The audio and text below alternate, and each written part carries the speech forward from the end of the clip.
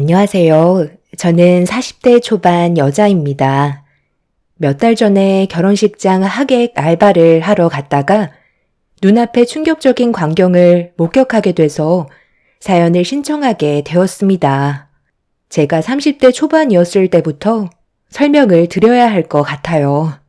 그때 당시 전 남편과 결혼을 하고 한창 신혼일 때 정신 나간 그 사람이 저 말고 또 다른 여자를 만나고 있다는 걸 들키게 되었고 집안은 난리가 나고 말았었죠. 결혼한 지 얼마 되지도 않았었는데 다른 여자한테 눈길을 줬다는 게 너무 충격적이었고 실망을 크게 한 터라 더 이상의 결혼을 이어나가지 못할 것 같았어요. 전 남편은 잠깐의 실수였다고 저에게 매달렸지만 이미 전 남편에게 향했던 제 마음은 떠난 상태였습니다. 바람을 피우고 있다는 걸 의심하게 된 계기는 남편이 지속적으로 현금을 인출하고 있길래 왜 그런 행동을 하는지 궁금했었죠. 처음에는 그냥 그러려니 했어요. 현금이 필요할 때도 있으니까 별 신경을 쓰지 않고 있었는데 이런 일이 반복적으로 일어나다 보니 무엇 때문에 현금을 지속적으로 인출하는 건지 지켜보게 되었습니다. 바로 물어보려 했었지만 의심스러웠던 남편의 모습들이 제 눈을 속일 수는 없었어요. 그래서 침묵했었고 느낌이 좋지 않았던 저는 늦은 새벽에 깊은 잠에 빠진 남편 몰래 거실로 나와 소지품들을 확인해 보게 되었죠.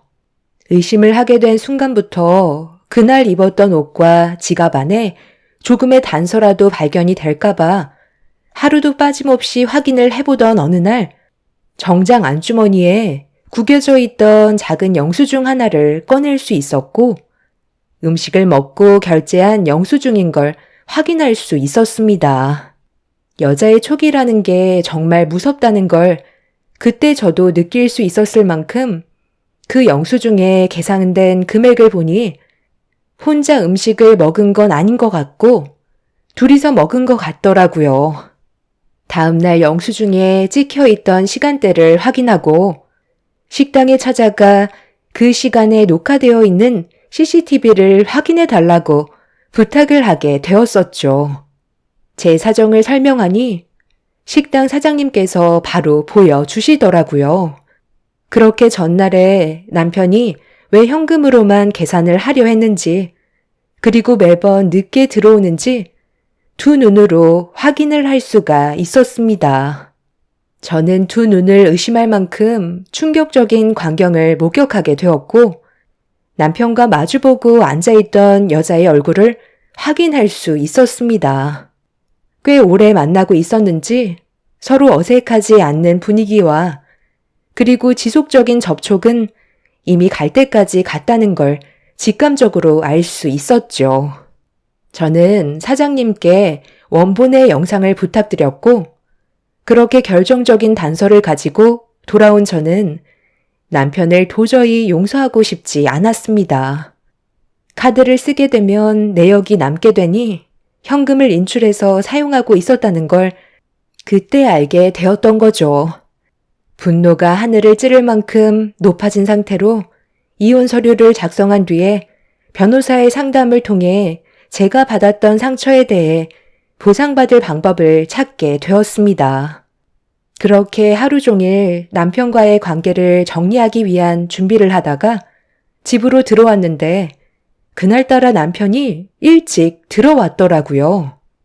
평소 같았으면 기본 새벽 1시나 아니면 저녁 11시쯤 들어오는데 그날은 저녁 7시에 들어왔습니다. 저와 결혼을 하고 단 한 번도 음식을 해준 적 없던 사람이 그날따라 뭘 잘못 먹었는지 저를 위해 저녁 준비를 하고 있더라고요. 뭔가 찔리는 게 있어서 그런 것 같아 분위기를 살피면서 남편의 행동을 유심히 지켜보고 있었어요. 오늘 어디 갔다 왔어? 전화도 안 받고 회사에도 늦게 끝난 거야? 내가 그동안 당신한테 밥 한 끼 차려준 적이 없었잖아. 그래서 고생하는 당신을 위해 준비했지. 그런데 이거 어쩌지? 나는 오늘 밥 생각이 별로 없어서 일찍 쉬어야 할 것 같은데. 지금 많이 피곤한 상태거든.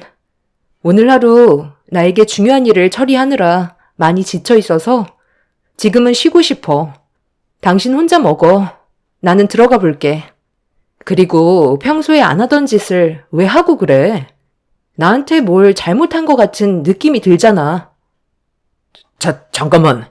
당신 혹시 내 정장 안에 영수증 하나 못 봤어? 어제 분명히 있었던 것 같은데. 내가 기억을 못하는 건지 찾을 수가 없네. 혹시 버리거나 한 건 아니지? 갑자기 영수증을 왜 나한테 찾는 건데? 그 영수증이 뭐길래 심각한 표정을 하고 있는 거야? 나한테 걸리면 안 되는 거라도 적혀 있기라도 한가 봐.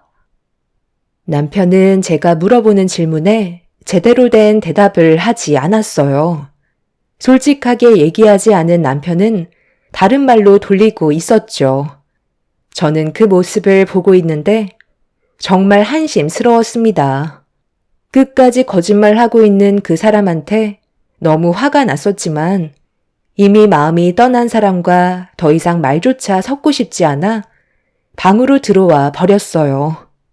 그런데 남편이 저에게 느껴지는 분위기가 평소와는 다르다는 걸 눈치채고 방문을 열고 들어왔습니다. 제가 이불을 덮고 몸을 돌려 버리자 남편은 저와 할 말이 있다면서 덮고 있던 이불을 들쳤어요.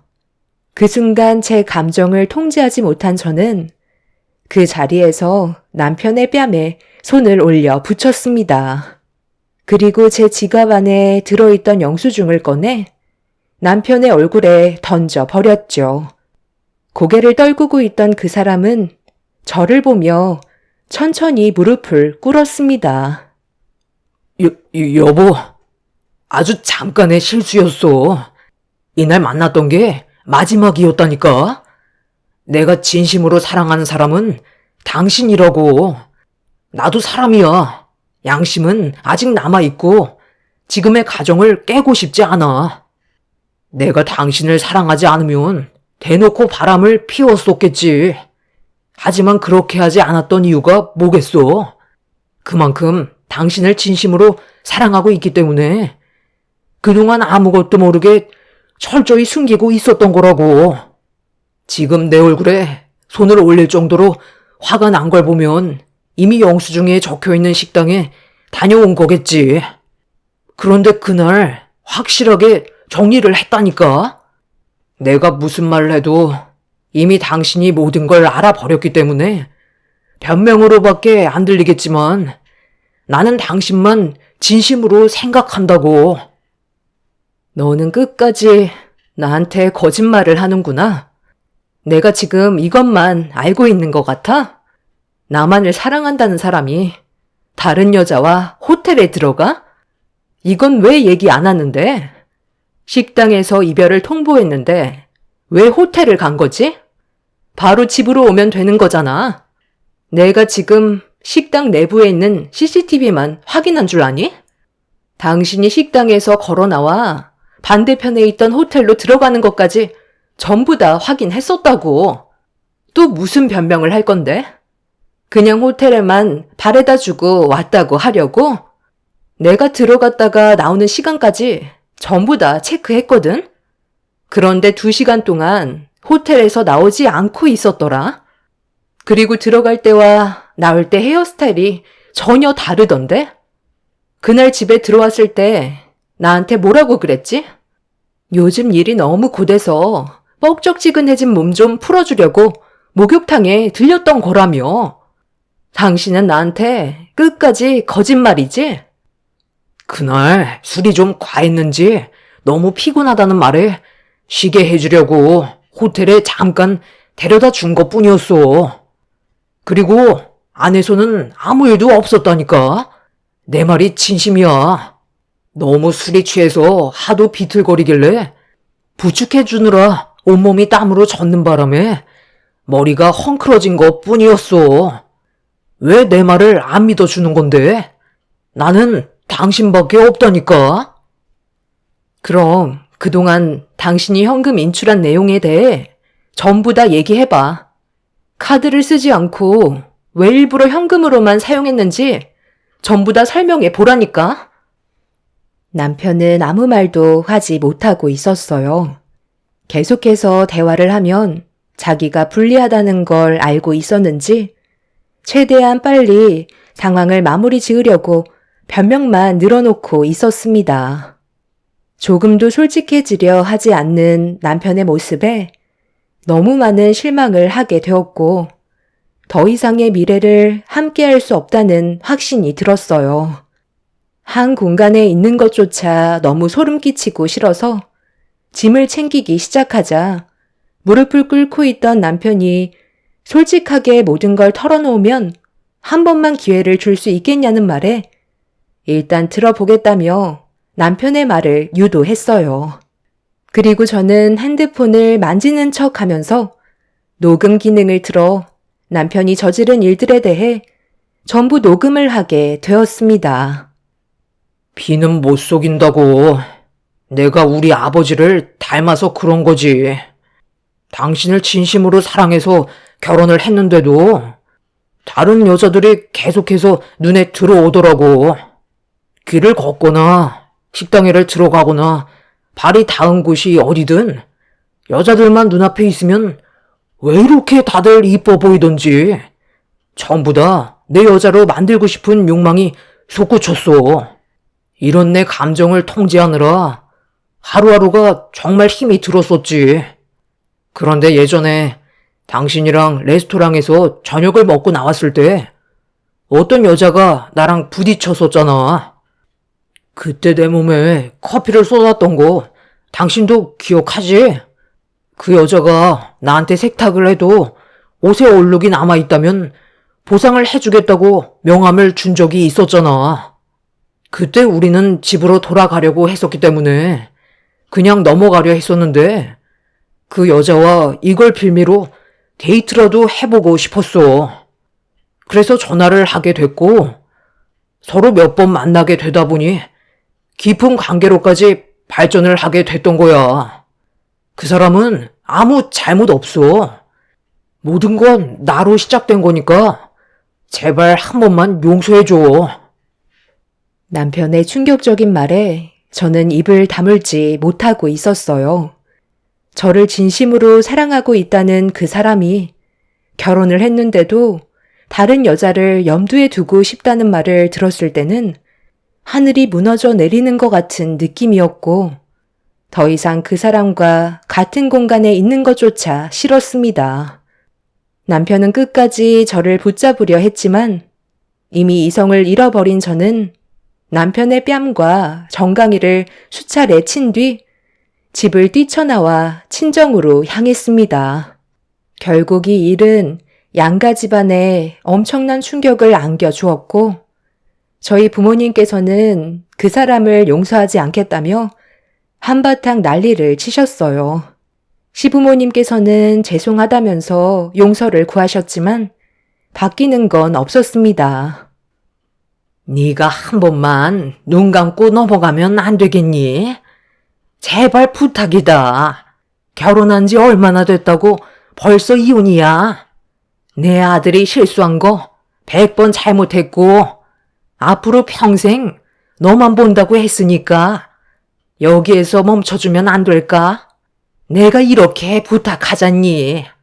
너도 내 아들한테 들었겠지만 너희 시아버지가 정말 엄청난 바람둥이였다. 지나가는 여자를 안 건드린 적이 단 한 번도 없었을 정도로 한때 엄청난 바람둥이였는데 지금은 나 말곤 다른 여자는 쳐다보려 하지도 않아. 남자들은 원래 다 그래. 본처를 진심으로 사랑하고 있지만 다른 여자들을 자기 걸로 만들고 싶어하는 본능이 있다니까. 내 아들이 피는 못 속이는지 자기 아빠를 쏙 빼닮은 것 같긴 하다만 결국 진심은 너만 바라본다는 거야.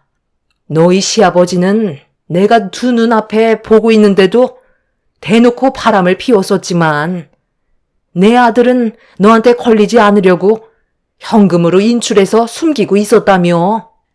그만큼 며느리 너한테 상처를 주고 싶지 않았다는 거야. 사랑하지 않았다면 그렇게까지 했겠어? 그러니까 이번 한 번만 눈 감아줬으면 좋겠다. 어머님은 그렇게 하셨을지 모르겠지만 저는 그 일을 받아줄 만큼 마음이 넓은 사람은 아니라서요. 이혼은 그대로 진행할 거고 제 마음 조금도 바뀌지 않을 것 같네요.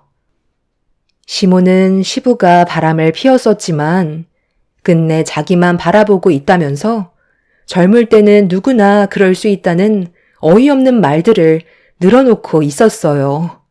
그럴 거면 결혼을 왜 한 건지 저는 이해할 수가 없었죠. 더 이상 대화조차 섞고 싶지 않아 먼저 자리에서 일어나 버렸습니다. 할 말이 있다고 전화하셔서는 제발 한 번만 시모 얘기 좀 들어달라고 하시길래 무슨 말을 하시려고 전화가 아닌 직접 얼굴 보고 얘기하시려는 건지 이해할 수가 없었는데 괜히 나왔나 싶었습니다. 제 귀만 더러워졌고 하나같이 정상적인 사람은 없었어요. 그렇게 남편과의 이혼을 진행하는 동안 남편을 건드렸던 내연녀한테도 상간소송으로 고소를 했고 저와 개인적으로 만나자는 말에 저도 할 말이 많았던 터라 찬물이라도 얼굴에 끼얹으려 단둘이 만남을 가지게 되었습니다. CCTV로 봤을 때는 얼굴이 잘 안 보였었는데 실제로 보니 끼가 상당히 많아 보이는 여자였어요. 남자를 한두 번 꼬신 게 아닌 것 같아 보였죠. 제가 왜 그랬는지 먼저 질문을 던졌습니다. 여자가 남자 좋아서 만나겠다는 건데 뭐가 잘못됐어요? 저는 원래 그냥 연애는 별로 좋아하지 않거든요. 뭔가 긴장감도 없고 매번 만날 때마다 똑같은 일상이라 지긋지긋해서 색다른 경험 좀 해보려고 생각만 하고 있었는데 그때 그 사람이 저에게 걸려 들었던 것 뿐이었어요. 왜 여자들이 가정을 이룬 남자와 바람이 나는지 만나보니까 알겠더라고요. 이해심이 너무 좋아. 그리고 자기가 가지고 있는 것들을 죄다 퍼주는데 가지고 놀기에는 딱이었어요. 이래서 유부남을 만난다는 걸 깨닫게 되었죠. 성격이 안 맞았으면 두 번은 만나지 않으려 했지만 그쪽 남편이 워낙 성격이 좋아서 저를 너무 잘 맞춰주는 거예요. 그러다 보니 가볍게 만나고 끝내려고 했었는데 저도 모르게 이미 그쪽 남편을 너무 깊이 알아버렸지 뭐예요. 결국 갈 때까지 가버렸고 저희는 진심으로 사랑하는 사이가 된 거라고요. 이런 감정이 언제까지 이어질지는 모르겠지만 서로 만나는 동안에는 후회 없이 사랑하기로 했어요. 남들은 불륜이 무슨 사랑이냐 하겠지만 그런 고정관념을 가지고 있는 것 자체가 너무 웃긴 거 아니에요? 사람이 태어나서 한 사람만 바라보며 사는 건 너무 재미가 없잖아요. 결혼을 했어도 이 남자 저 여자 만나볼 수도 있는 거죠. 요즘 시대에는 일편단심은 없어요. 이혼을 왜 밥 먹듯이 하겠어요? 한 여자와 남자로는 충족이 안 된다는 거예요. 후회 없는 삶을 살기에는 한 사람만 바라보며 사는 건 너무 미련한 짓 같아요. 그래서 저는 그쪽 남편과 깊은 사랑을 나눴던 거고 어느 순간부터 가볍게 만나지 않게 된 거예요. 그건 그쪽 생각일 뿐인 거지. 다른 사람들은 그렇게 생각하지 않는다고. 나는 사랑하는 사람과 평생을 함께하고 싶었어. 그런데 그쪽 때문에 내 인생은 송두리째 무너져 버렸다고. 그쪽 때문에 내가 왜 피해를 봐야만 하는 거지? 나는 안정적인 가정을 만들어 가고 싶었는데 그쪽이 모든 걸 망쳐놓았다고. 어차피 그냥 넘어갈 생각은 없었으니까 어느 정도 예상은 하고 나왔겠지? 나는 당연하게 생각하는 그쪽 얼굴이 너무 마음에 들지가 않네. 제 앞에 놓여있던 음료를 내연녀의 얼굴을 향해 뿌려 버렸고 화들짝 놀란 내연녀는 비명을 지르면서 제 머리채를 잡아 흔들었어요.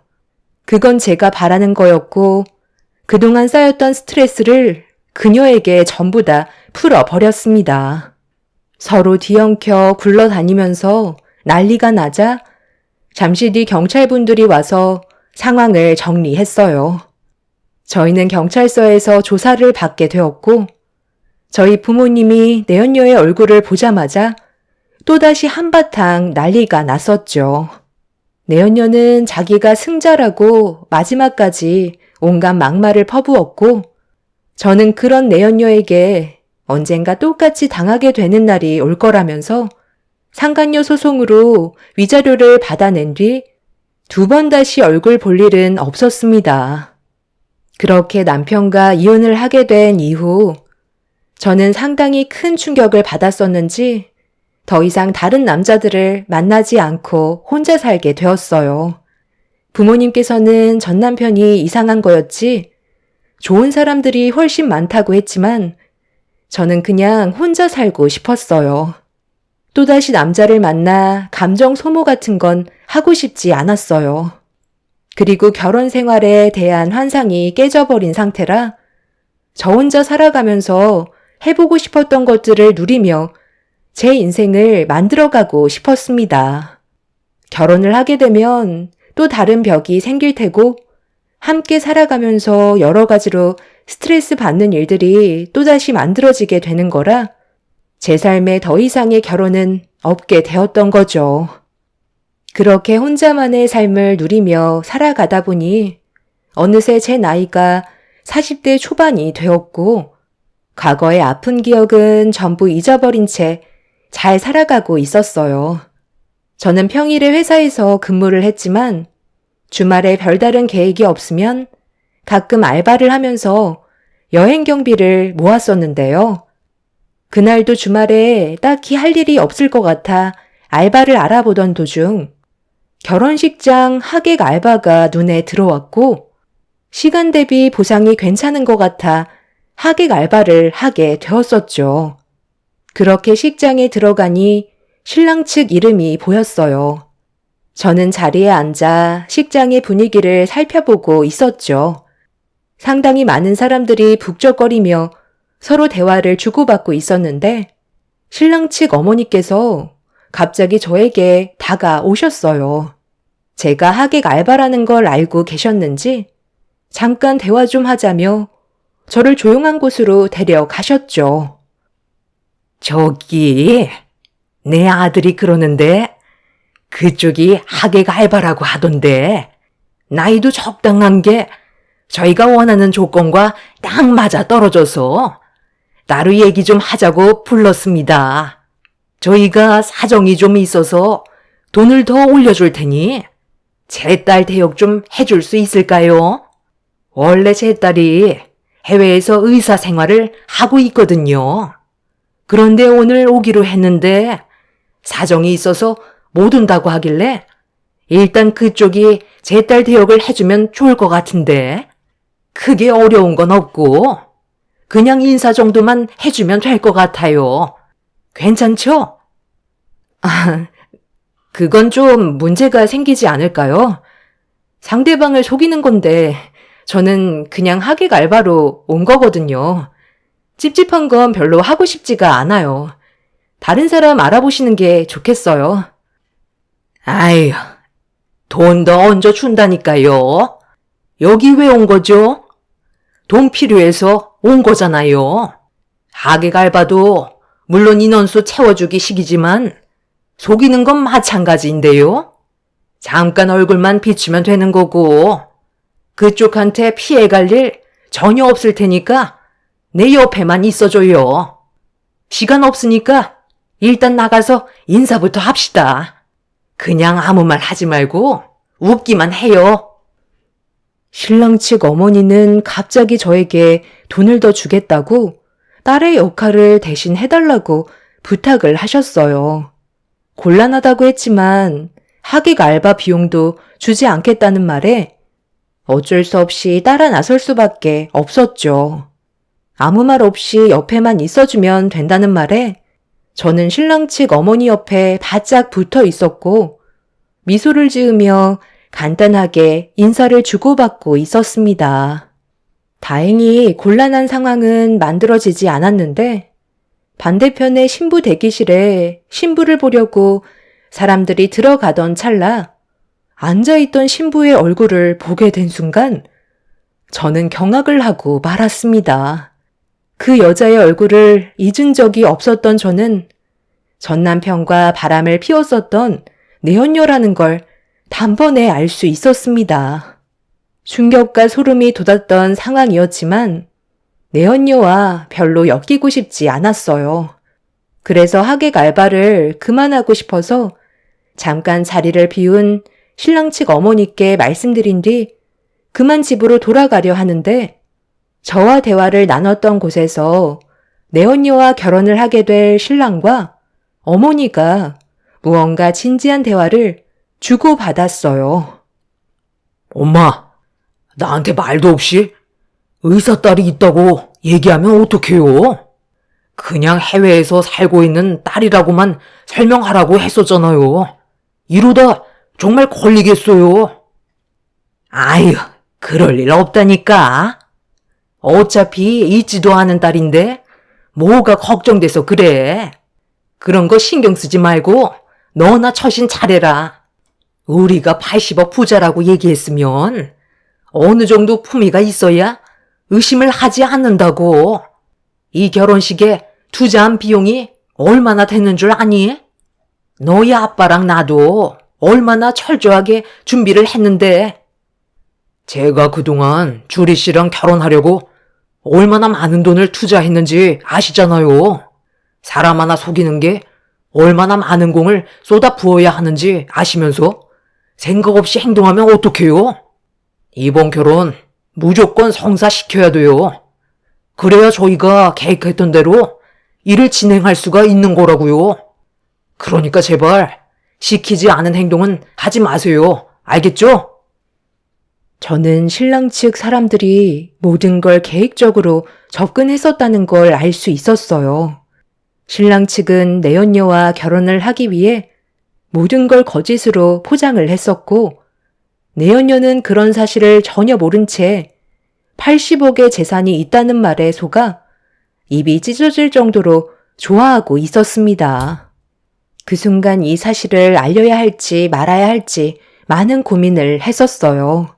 제 가정을 무너뜨린 내연녀가 사기꾼 집안과 결혼을 한다면 제 속이 후련하겠지만 저한테까지 피해가 오게 될 것 같아 머릿속이 복잡해지기 시작했죠. 결국 저는 신부 대기실에 들어가 내연녀의 태도를 먼저 확인해 볼 필요가 있을 것 같아 내연녀와 얼굴을 마주하게 되었습니다. 그쪽이랑 내가 두 번 다시 만나지 않을 줄 알았는데 이런 식으로 얼굴을 마주하게 될 줄은 상상도 못했네. 80억 재산의 집안이랑 결혼하게 돼서 상당히 기분이 좋은가 봐. 그런데 그런 행복이 언제까지 갈 수 있을까? 제대로 알아보긴 하고 이 결혼하는 거야? 내가 왜 이런 말을 하는지 이해 못하겠지? 여긴 어떻게 알고 온 거야? 이 결혼식이 얼마나 중요한 줄 알아? 행패 부리기만 해봐. 그쪽이 빈털터리가 될 정도로 법적으로 소송해 버릴 거야. 내 전 남편이랑 서로 살림 차린 줄 알았는데 그것도 오래가지 못했나 봐. 너도 참 대단하다. 이제 이런 짓 하는 것도 지긋지긋하지 않아? 그 사람 말도 꺼내지 마. 떼어내는데 얼마나 힘들었는지 알아? 그쪽이랑 이혼하고 완전 집착 심해져서 나한테 매달리고 난리도 아니었어. 최근에 내 귀에 들린 소식으론 무슨 희귀암에 걸렸다고 하는데 내가 상관할 바는 아니니까 신경 쓸 필요는 없지. 나는 지금 현재가 중요하다고. 로또 신랑을 꼬시기까지 얼마나 많은 계획을 세웠는지 알아? 그런데 그쪽은 여기 어떻게 알고 온 거야? 정말 내 결혼식을 망치려고 온 거야? 과거의 일들은 전부 금전적으로 대가를 치렀잖아. 도둑이 제발 저린다고. 내 얼굴을 보니까 찔리는 게 맞나 봐. 내가 여길 왜 들어왔는지 알아? 내가 누구로 온 것 같아? 나 여기 신랑 측 대역으로 왔어. 그냥 인원수 채워주는 알바로 들어왔는데 너희 시어머니 될 사람이 나한테 자기 딸 역할을 해주라고 하더라. 직업이 의사라고 하던데 그건 알고 있었니? 뭐라고? 지금 그 말이 사실이야? 내가 그쪽 말을 어떻게 믿어? 과거에 우리가 어떤 사이였는지 뻔히 알고 있는데 내가 속을 줄 알아? 믿든 말든 그건 그쪽 자유야. 나는 양심에 찔려서 더 이상 못할 것 같거든. 그냥 나한테 불이익이 올까봐 솔직하게 얘기하는 것뿐이야. 아예 너희 시어머니 될 사람한테는 딸의 존재 자체가 없던데? 그리고 80억 재산도 아예 있지도 않더구만. 땡 잡은 줄 알았겠지만 꽝 잡았네? 판단은 네가 알아서 하겠지만 나는 해줄 말 다 했으니까 알아서 결정해. 내 말 믿고 여기서 뛰쳐나가던지 내 말이 거짓말 같으면 결혼식 진행하면 되는 거야. 어차피 선택은 네가 알아서 하는 거잖아? 당연히 나는 그쪽이 하는 말이 전부 다 거짓말인 걸 알고 있지. 내가 과거에 했던 짓이 있는데 그런 얄팍한 거짓말로 나를 속일 수 있을 것 같아? 나는 절대로 넘어가지 않을 거고 80억 재산을 내 손에 넣고 말겠어. 무너지는 걸 바라고 있었겠지만 이거 어째? 나는 지금 엄청 잘 나가는데 내가 걸치고 있는 액세서리들과 드레스가 얼마짜리인 줄 알아? 나한테 항상 끊임없이 명품을 선물해 준 사람이야. 그쪽보다 내가 그 집안 사람들을 훨씬 잘 안다고. 내연녀는 제 말을 조금도 들으려 하지 않았어요. 어차피 저는 설명을 했고 내연녀에게 기회를 줬지만 끝내 결혼식을 올리고 말았습니다. 내연녀는 저를 바라보면서 자기가 승자라는 표정을 보이더군요. 앞으로 어떤 일들이 펼쳐지게 될지 걱정도 안 되는지 세상을 다 가진 얼굴로 결혼식을 올렸습니다. 사기꾼 집안과 결혼을 하면서 행복해하는 내연녀의 모습을 보는데 너무 웃겨서 웃음이 끊이지 않고 나왔어요. 그리고 뭐가 그리 급했는지 신혼여행 다녀온 이후 임신까지 했다는 소식을 접할 수 있었죠. 사기꾼 집안과 결혼을 했는데 뭐가 좋다고 일사천리로 서두르는지 이해할 수가 없었어요. 그런데 얼마 전에 내연녀가 저희 집 문을 두드렸어요. 부모님과 함께 살았었는데 내연녀가 전 남편한테 저희 집 주소를 알아내서 찾아온 거였습니다. 부모님은 문을 열어주지 말라고 하셨지만 무슨 이유 때문에 온 건지 저는 들어봐야만 했어요. 현관문을 열자 배가 부른 상태로 저를 노려보고 있던 상간녀는 결혼식 당시에 왜 뜯어 말리지 않았냐고 다짜고짜 소리를 질렀습니다. 야, 결혼식 날 왜 나를 말리지 않았던 거야? 내가 사기를 당할 거라는 걸 뻔히 알고 있었으면서 끌고라도 나왔어야지. 지금 내 꼴을 봐. 내 인생은 정말 끝났다고. 그게 왜 내 탓이야? 나는 결혼식 날 분명히 얘기했었잖아. 그 집안 사람들 사기꾼 같다고. 네가 내 인생을 무너뜨렸는데도 나는 그냥 넘어가지 않고 너한테 모든 걸 솔직하게 얘기해줬어. 그런데 너는 끝까지 결혼을 강행하고 임신까지 했으면서 그걸 지금 나한테 탓을 돌리면 어쩌자는 건데? 네가 살아온 인생이 더러웠으니까 내가 일부러 망치려 하는 걸까봐 들으려 하지 않았던 거잖아. 나한테까지 찾아온 걸 보면 상당히 크게 당한 것 같은데 여기를 찾아올 게 아니라 경찰서를 가지? 그 나쁜 놈이 해외에 큰 사업을 시작했는데 자금이 많이 필요하다고 우리 부모님한테 20억을 빌려달라고 했었어. 20억을 빌려주면 40억으로 주겠다는 거야. 그 말에 혹했던 우리 부모님은 가지고 있던 전 재산을 탈탈 털어 넘겨줬었지. 내가 임신을 했고 법적으로 혼인신고까지 한 마당에 조금도 의심하지 않았었다고.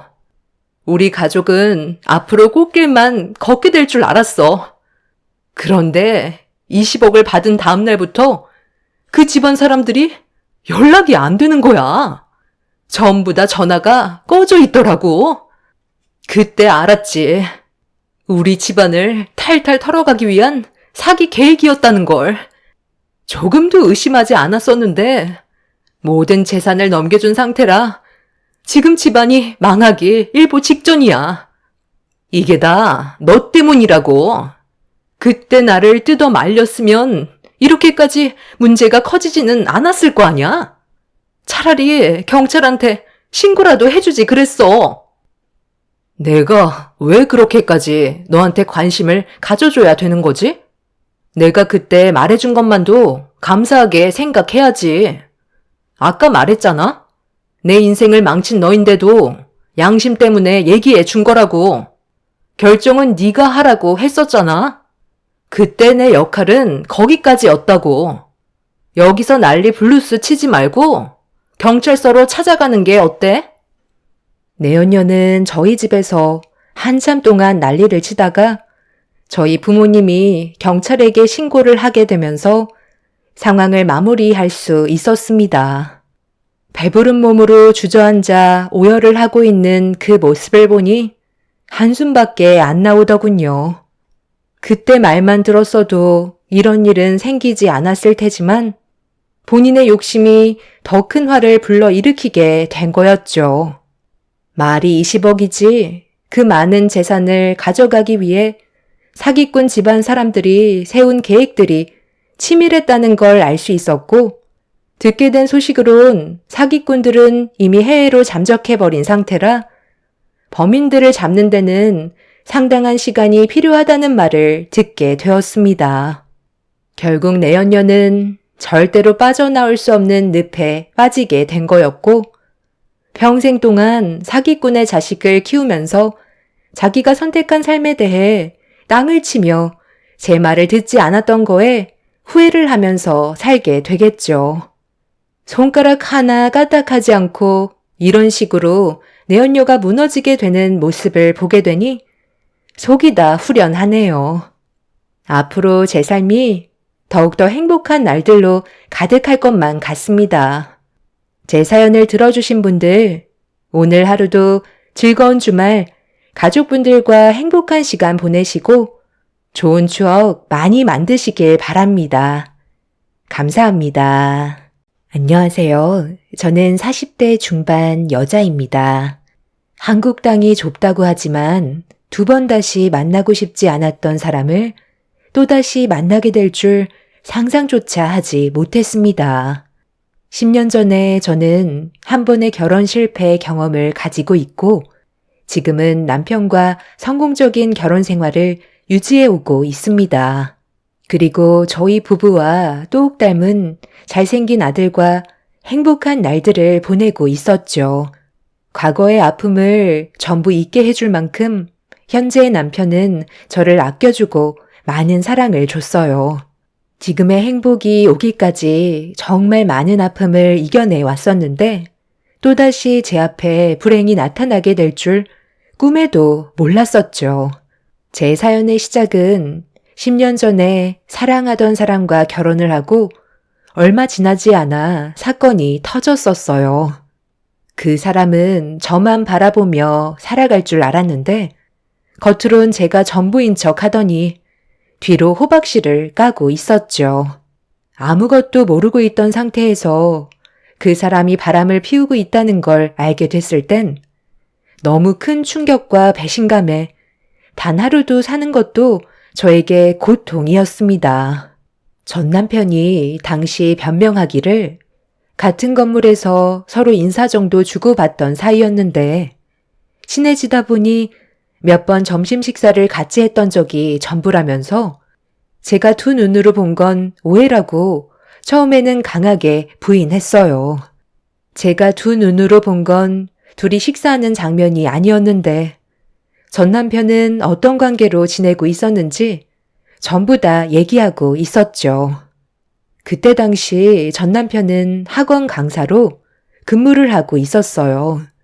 학생들을 가르치는 일을 하다 보니까 평소에 두통이 자주 있었는데 1층에 있던 약국에 들러 두통약을 자주 사다 먹었었죠. 전 남편 말대로 서로 얼굴을 자주 마주하다 보면 호감도가 상승하겠지만 저와 이미 결혼을 한 사이인데 남편은 학원 강사라서 그런지 남들보다 언변 능력이 상당히 좋았었죠. 약사인 그 여자 역시 전 남편의 화려한 입담에 빠져서는 헤어나오지 못했는지 몇 번 식사하는 사이였다가 나중에는 저 몰래 호텔에까지 가게 되는 사이로 발전하게 된 거였습니다. 아무것도 몰랐던 제가 전 남편이 바람을 피우고 있었다는 걸 알게 된 건 친구가 보낸 사진 한 장이었어요. 가족들끼리 동해바다 여행을 갔는데 그곳에서 전 남편과 닮은 사람을 본 것 같아 다시 확인을 해보니 다른 여자와 호텔 카운터에 서 있는 걸 발견해서 이 사실을 알고 있는지 확인해 보기 위해 보낸 사진이었죠. 저는 그 사진을 보고 남편이라는 걸 확실히 알 수 있었고 옆에 서 있는 여자는 같은 건물에 있던 약사인 여자였던 거죠. 서로 손깍지를 끼고 있는 장면이 그대로 담겨 있던 사진 한 장은 저에게 엄청난 충격을 가져오게 만들었고 그 사람은 늦은 저녁이 되어서야 집으로 들어왔어요.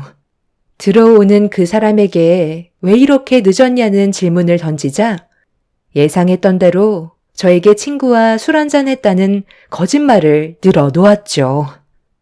친구랑 술 한잔 했다고? 우리 결혼한 지 얼마 되지도 않았는데 벌써부터 나한테 거짓말을 하는 거야? 그럼 이 사진 속에 있는 사람이 당신 친구라는 말이네? 술 한잔 하려고 강원도에 있는 호텔에 다녀온 거야? 그리고 왜 입에서 술 냄새가 하나도 나지 않아? 우리 결혼한 지 이제 1년밖에 안 됐어. 그런데 당신은 나한테 거짓말을 하고 1층에 있는 약사 여자랑 강원도에까지 가서 바람을 피워? 완벽하게 속였다고 생각했는데 내가 이 사진을 가지고 있으니까 많이 놀랐나 봐. 무슨 변명을 할지 생각하지 마. 사진 확대해보면 둘이서 손깍지 끼고 있는 거 다 보이니까 차라리 그냥 속 시원하게 다 털어놓지 그래?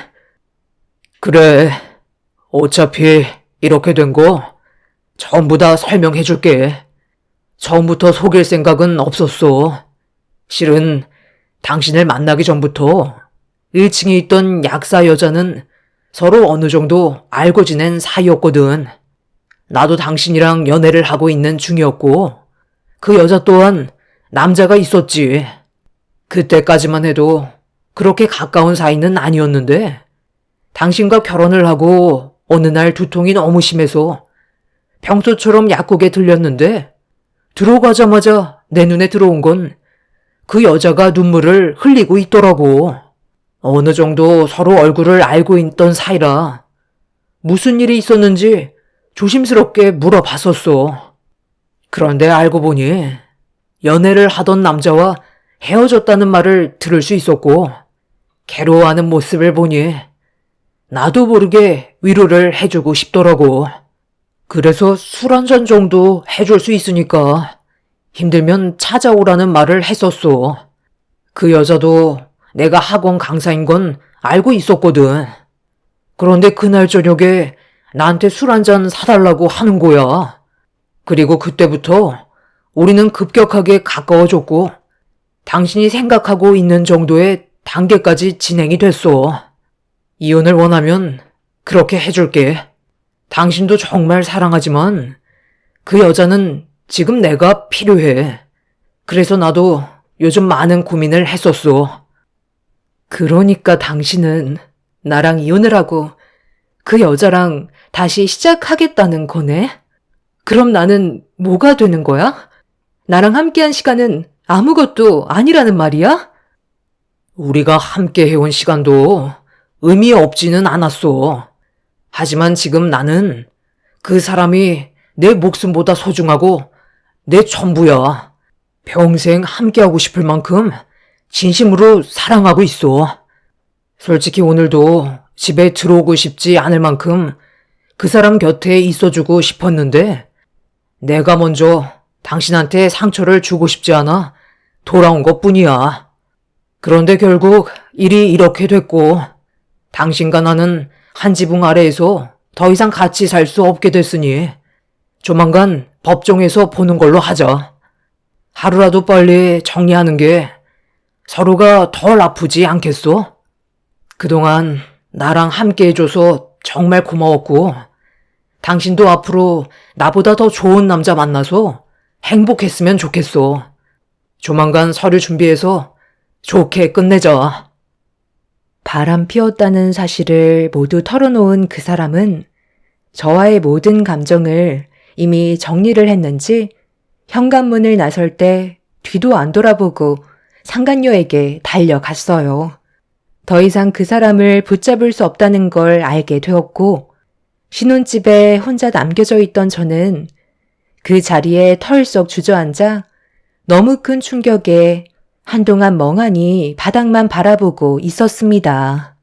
고개를 돌리기만 해도 집안 곳곳에 그 사람과 했던 많은 추억들이 담겨있는 사진들이 빼곡하게 붙어 있었는데 저와 함께했던 시간들을 어떻게 한순간에 모두 지워버릴 수 있는 건지 이해할 수가 없었어요.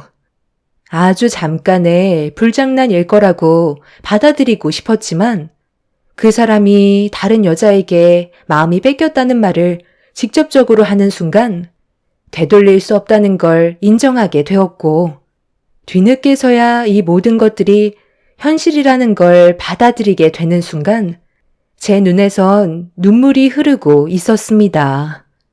결국 이 사실을 양가 부모님이 알게 되면서 집안은 난장판이 되었어요. 저희 부모님께서 그 사람의 학원에까지 찾아가 전부 다 뒤집어 놓을 만큼 분노를 표출하셨죠. 그리고 그 사람이 1층에 있던 약사와 바람 피웠다는 게 동네에 소문이 나게 되면서부터 수강생들은 전부 떠나게 되었고 약국도 파리만 날릴 정도로 상당히 큰 피해를 입고 있었습니다. 부모님께서는 결혼한 지 1년밖에 안 됐으니 서둘러 이혼을 하고 새 삶을 사는 게 좋겠다면서 위자료 청구 소송을 진행하는 걸 도와주셨어요. 그렇게 이혼 준비를 하고 있는데 어느 날 상간녀가 제가 일하는 꽃가게에 찾아왔어요. 당장이라도 얼굴에 물을 뿌려버리고 싶었지만 힘들게 감정을 추스르면서 상간녀에게 왜 찾아왔냐고 물어보자 꽃집을 두리번거리면서 저에게 말을 붙여왔습니다. 혹시 시부모님께서 무슨 꽃을 좋아하셨어요? 그래도 처음 인사드리러 가는 자리인데 꽃 정도는 가지고 가야 하지 않겠어요? 좋은 거 하나 추천 좀 해주세요. 많고 많은 꽃집 중에서 왜 여기로 온 거죠? 저희가 서로 얼굴을 마주할 정도로 좋은 사이는 아니지 않나요? 위자료나 준비하시면 될 것 같은데요. 저도 처음에는 그쪽한테 위자료 던져주고 조용히 넘어가려 했었지만 그쪽이 일을 너무 크게 벌려놔서 약국에까지 지장이 생겼거든요. 외지인들 외엔 동네 사람들은 아예 찾지도 않으니 이 손에 어떻게 하실 거예요? 저도 그냥은 넘어가지 못할 것 같아 제가 본 피해에 대해 역으로 소송 진행을 하려고요. 해보고 싶은 대로 한번 해보세요. 누가 지금 피해를 봤는데 어디서 큰 소리예요? 당장 안 나가면 영업 방해죄까지 추가로 얹어줄 테니까 그만 나가 주시죠. 시부모님께서 처음엔 저한테 엄청 뭐라고 하셨다가 이거 보시고 단번에 며느리로 받아들여 주셨거든요. 그쪽도 이 사실을 알고 있는 게 좋을 것 같아서요. 상간녀는 제 얼굴에 서류를 던져 버렸어요. 바닥에 떨어진 서류를 상간녀 앞에서 줍고 싶지 않아 고압 호수에 물을 틀어 상간녀의 얼굴을 향해 쏴버렸습니다. 온몸이 젖어버린 상태로 비명을 지른 상간녀는 그대로 도망을 쳤지만 제 화는 쉽게 가라앉지 않았어요.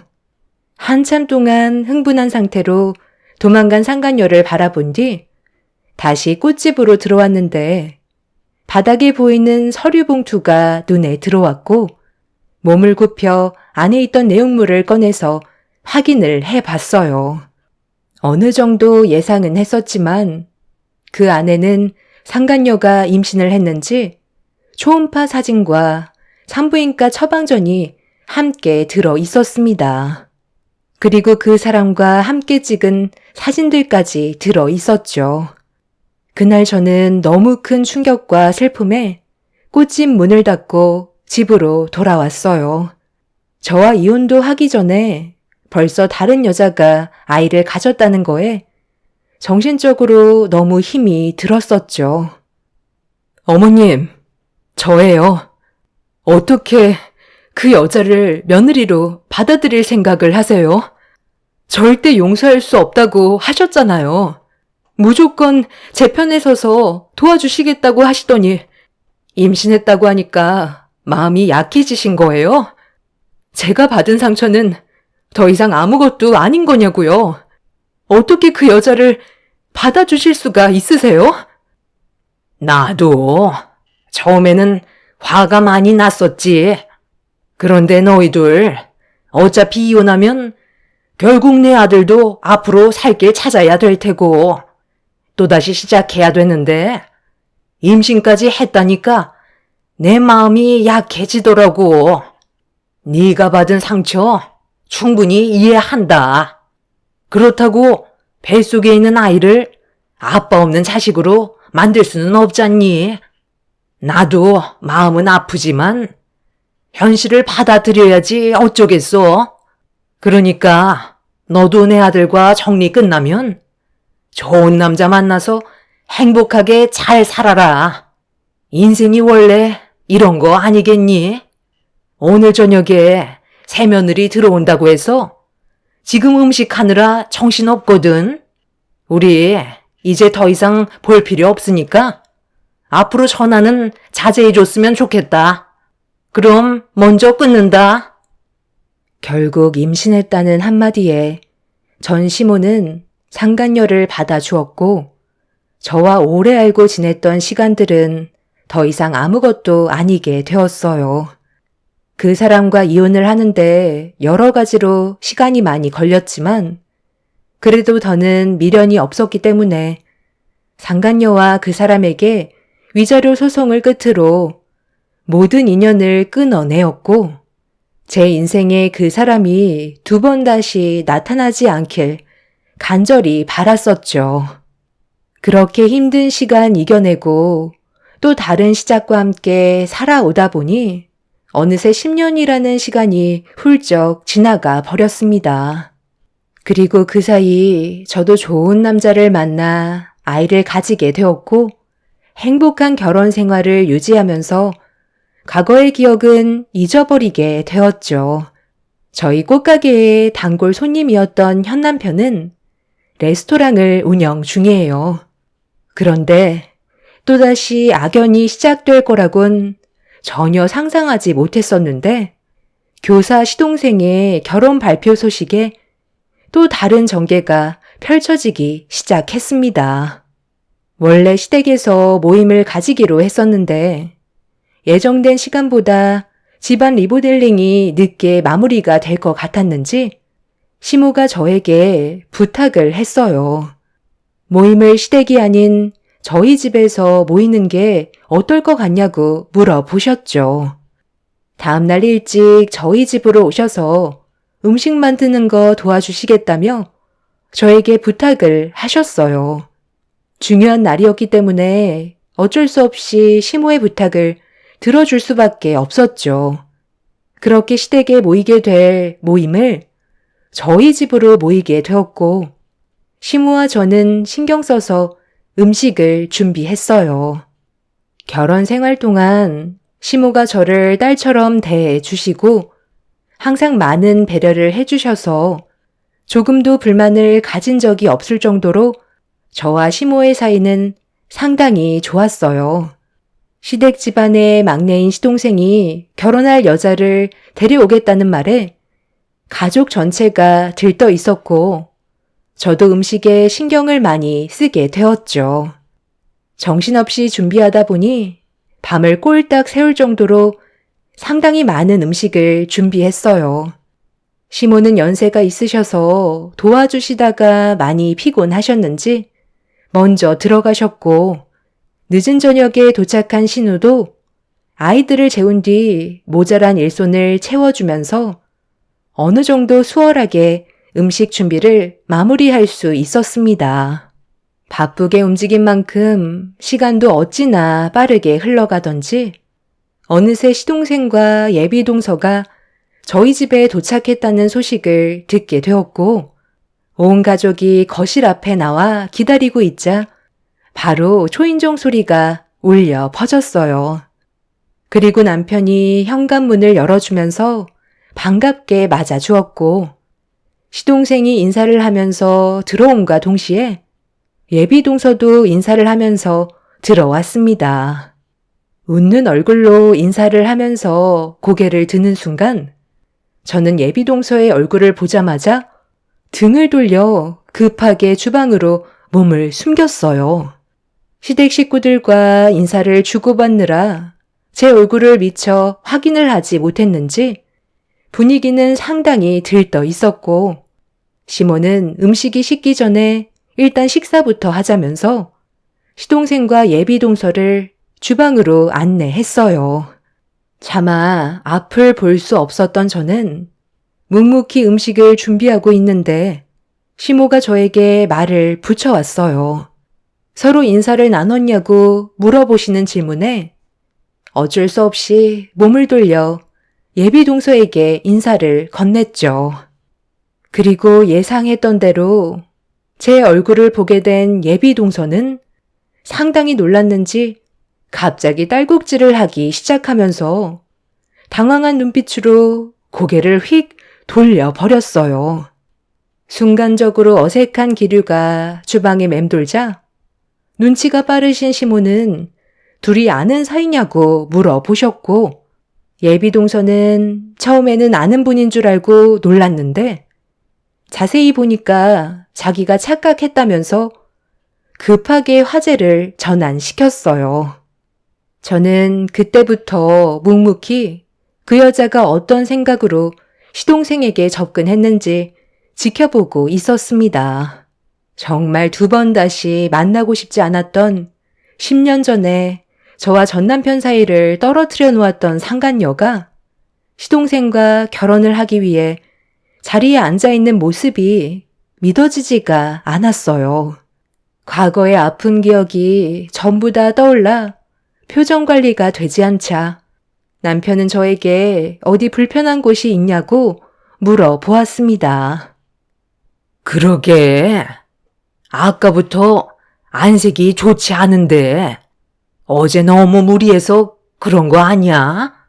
음식 만드느라 잠 한숨 못 자서 그런 거 같은데 잠깐 들어가서 쉬든지 해라. 머리가 많이 아프니? 계속 손으로 머리를 만지고 있잖아. 계속 앉아있지 말고 들어가서 잠깐이라도 눈 좀 붙이고 나오는 게 좋을 것 같은데. 예비 형님, 머리가 많이 아프세요? 저 온다고 신경을 많이 쓰셔서 그런 거예요? 교섭 씨한테 들으셨는지 모르겠지만 제가 약사거든요. 두뇌에 좋은 약 좀 드릴까요? 필요하신 거 있으시면 말씀만 하세요.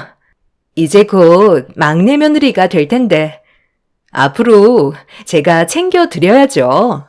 아버님 어머님께서도 관절에 좋은 약 좀 드리도록 할게요. 그거 좋지. 그렇지 않아도 내가 요즘 계단만 올라가면 무릎이 계속 시큰거리더라고. 괜찮은 약 좀 있으면 가져다 주면 고맙지. 다음엔 우리 집에서 모이도록 하자고. 아무래도 잠깐 들어가 쉬는 게 좋을 것 같아요.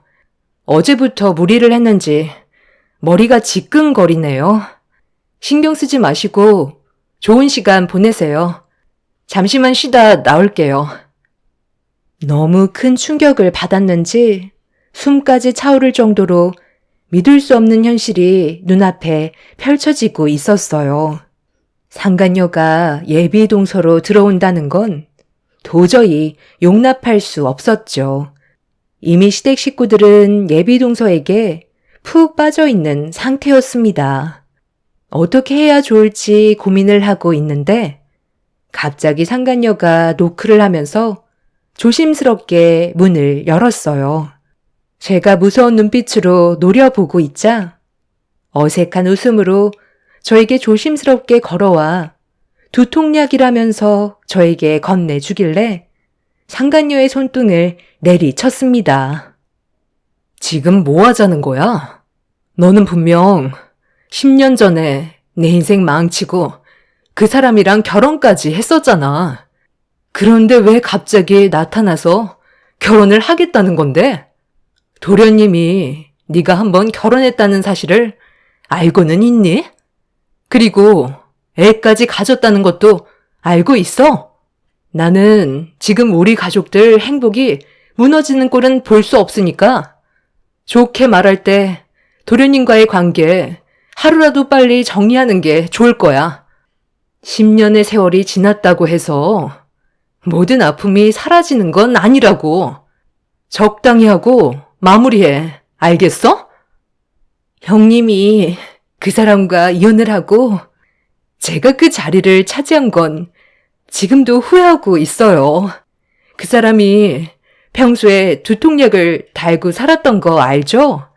날이 가면 갈수록 두통이 점점 심해지다가 갑자기 쓰러진 적이 있었는데 병원에서 정밀 검사 결과 머릿속에 종양이 발견되었고 악성 종양으로 판정돼서 결국 치료를 받는 도중에 제가 만삭일 때 세상을 떠나고 말았어요. 그때부터 이 모든 게 저 때문에 시작된 거라고 시부모님께서 난리를 치셨고 자기 아들 살려내라고 저를 며느리 취급도 해주지 않았어요. 결혼식만 했었지 혼인신고를 끝내지 않은 상태에서 임신한 몸이었던 저는 어떻게 해야 될지 몰라 혼란스러운 상황 속에 시부모님께서는 그 사람 보험금과 저희가 동거하던 집과 재산을 몽땅 정리해서 다른 지역으로 이사를 가셨고 부모님께서는 아이 때문에 인생 망칠 일 있냐면서 출산하자마자 고아원에 보내는 걸 원하셨어요. 이미 뱃속에서 상당히 크게 자랐었기 때문에 지울 수도 없는 노릇이라 저는 결국 출산을 하게 되었죠. 그리고 부모님 말대로 그 사람의 아이는 고아원으로 보내버렸어요. 남편도 없는 상황에서 혼자서 아이를 키우고 싶지 않아 결정하게 된 건데 시간이 지날수록 잘했다는 생각밖엔 안 들었어요. 저도 살기 위해 선택한 거니 어쩔 수 없었다고요. 그렇게 과거의 모든 일들을 청산한 뒤 새 인생을 살기 위해 타 지역으로 이사해 다시 약국을 차렸고 지금까지 잘 지내다가 교섭 씨를 만나게 된 거였어요. 저는 법적으로도 깨끗하고 아이도 없기 때문에 교섭 씨에게는 거짓말 하는 것도 아닌 거죠. 과거는 과거일 뿐이잖아요. 그러니 형님도 저와 안 좋았던 기억은 전부 잊어버리고 우리 새 출발해요. 저로 인해 득이 되는 점들이 상당히 많을 거라고요. 벌써 10년이나 지났어요.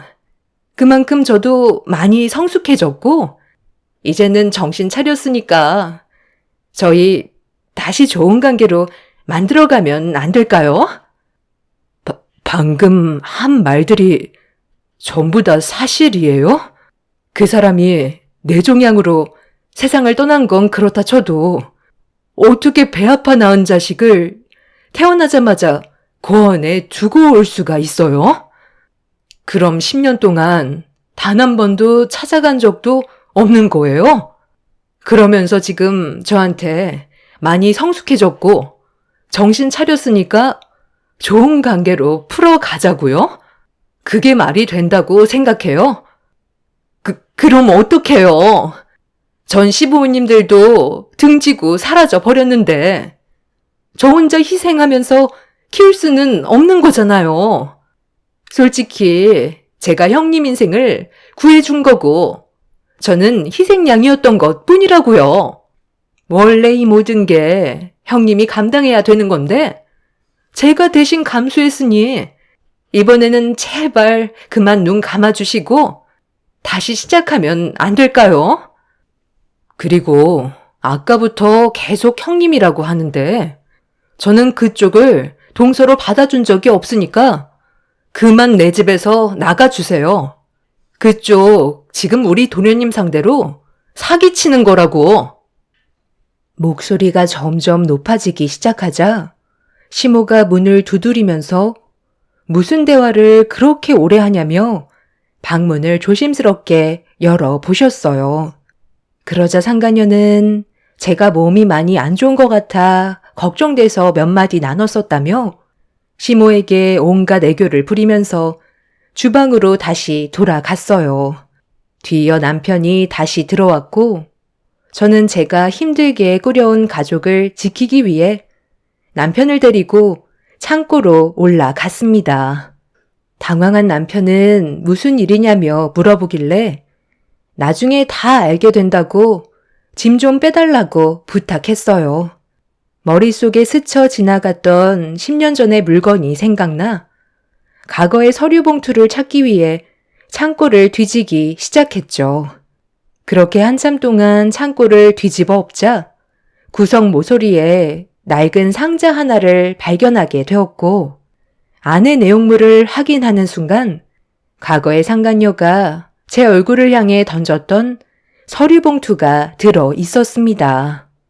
나중에 혹시 법적으로 사용하게 될지 몰라 가지고 있다가 까맣게 잊고 있었는데 10년이 지난 지금 다시 꺼내보게 될 줄 상상조차 하지 못했었죠. 제가 급하게 주방으로 달려가자 남편은 무슨 영문인지도 모른 채 저를 뒤따라 왔어요. 제가 거친 숨을 내쉬면서 온 가족 밥상에다 서류 봉투를 올려 놓았습니다. 시모는 저보고 오늘따라 이상하다면서 서류 봉투를 들어 안의 내용물을 확인하시기 위해 손을 넣어 꺼내는 순간 화들짝 놀라 식탁 위로 던져 버리셨어요. 서류 봉투 안에 있던 건 10년 전에 상간녀가 전 남편과 산부인과에 다녀왔던 처방전과 초음파 사진 그리고 전 남편과 함께 찍은 사진들이 들어 있었죠. 상간녀는 과거에 제 얼굴에 던졌던 자료들을 아직까지 가지고 있을 거라곤 꿈에도 몰랐는지 사색이던 얼굴로 시선을 어디에 둘지 몰라 당황해하고 있었습니다. 시모는 상간녀에게 어떻게 된 거냐고 화를 냈고 시동생 또한 믿을 수 없다는 표정으로 몇 번이고 10년 전의 사진들을 확인하고 있었어요. 저는 가족들 앞에서 좀 전에 상간녀와 방에서 나눴던 대화를 전부 다 얘기해 줬어요. 시모는 손을 부들부들 떠시더니 갑자기 자리에서 일어나셔선 상간녀의 머리채를 잡고 사정없이 흔드셨습니다. 너같이 쓰레기 같은 여자가 우리 막내 아들과 결혼을 하려고 했어? 아이를 출산하자마자 고아원에 버렸다고? 우리 며느리가 밤새워서 고생하면서 음식 만든 거 생각하면 이 정도로 끝낼 수 없지. 당장 경찰서로 같이 가야 되겠다. 우리 집안 상대로 감히 사기칠 생각을 해? 하마터면 내 아들 인생 쪽날 뻔했잖아. 어머님, 잠깐만 이거 좀 놓고 얘기하세요. 저는 절대 사기칠 생각은 없었다고요. 그저 새 사람 만나서 행복하게 살고 싶었을 뿐이에요. 제발 저를 내치지 말아주세요. 저는 교섭 씨를 진심으로 사랑하고 있어요. 저에게 한 번만 기회를 주시면 안 될까요? 그냥 과거일 뿐이잖아요. 앞으로 잘하면 되는 거잖아요. 너는 아직까지 정신을 못 차렸구나. 새 삶을 살고 싶으면 네가 버린 아이나 다시 데려와서 그동안 했던 잘못에 대해 용서를 구하고 그 아이를 위해서 살아가도록 해. 엄마 없이 살아간 그 아이가 불쌍하지도 않아? 걔가 무슨 잘못이야? 네가 생각 없이 즐기고 저지른 행동에 대한 결과인 거잖아. 상간녀는 끝까지 시동생의 다리를 붙잡고 매달렸어요. 진심으로 사랑하고 있다면서 눈물을 흘리며 애원했지만 충격적인 과거를 전부 다 듣게 된 시동생은 상간녀를 뿌리쳤고 시모는 상간녀를 집 밖으로 내쫓아 버렸습니다. 그렇게 저는 10년 만에 다시 만나게 된 상간녀를 다시 내쳤고 이번에는 제 가족들을 지킬 수 있었습니다. 제 과거야 이미 시댁 식구들이 전부 다 알고 있었기 때문에 저에게 아픔을 줬던 상간녀라는 걸 알게 된 순간 분노를 억누르지 못하고 있었죠. 그렇게 상간녀를 강하게 내쳐버리자 본인도 화가 났는지 제가 잘 살고 있는 모습을 지켜볼 수 없다면서 조심하는 게 좋을 거라는 한마디 남겨둔 채 한동안 모습을 드러내지 않고 있습니다. 저는 이런 일들이 생겼다는 걸 경찰에게 신고를 했고 저희 가족 모두 현재 최대한 조심하면서 생활하고 있어요. 그 여자가 정상적이지 않기 때문에 분명 또 다른 돌발 행동을 저지를 게 뻔하지만 이번에 또다시 걸리게 된다면 그땐 뼈도 못 추리게 만들려고요. 질긴 악연, 제발 여기에서 끝났으면 좋겠습니다. 제 사연 들어주신 여러분들께선 언제나 좋은 일들만 가득하시길 바랍니다. 감사합니다. 안녕하세요. 저는 30대 초반 여자입니다. 제가 사연을 신청한 이유부터 말씀드리자면 6개월 전쯤에 시댁에서 여행을 간 적이 있었어요.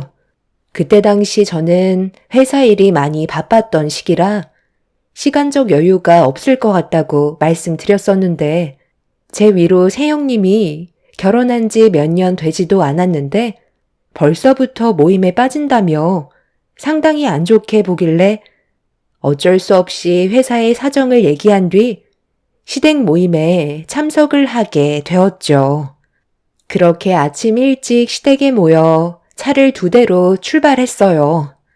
한 대가 밴이라 그곳에는 시부모님과 새 아주버님 그리고 남편이 함께 타기로 했었고 다른 한 대에는 새 형님과 제가 타기로 했었죠.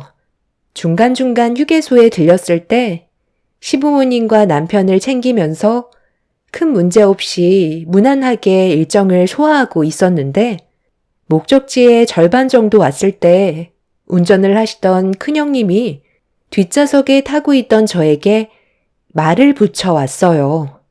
그런데 밝았던 분위기를 갑자기 조정하더니 저에게 너무 버릇없다는 말을 꺼내면서 심각하게 분위기를 몰아갔습니다.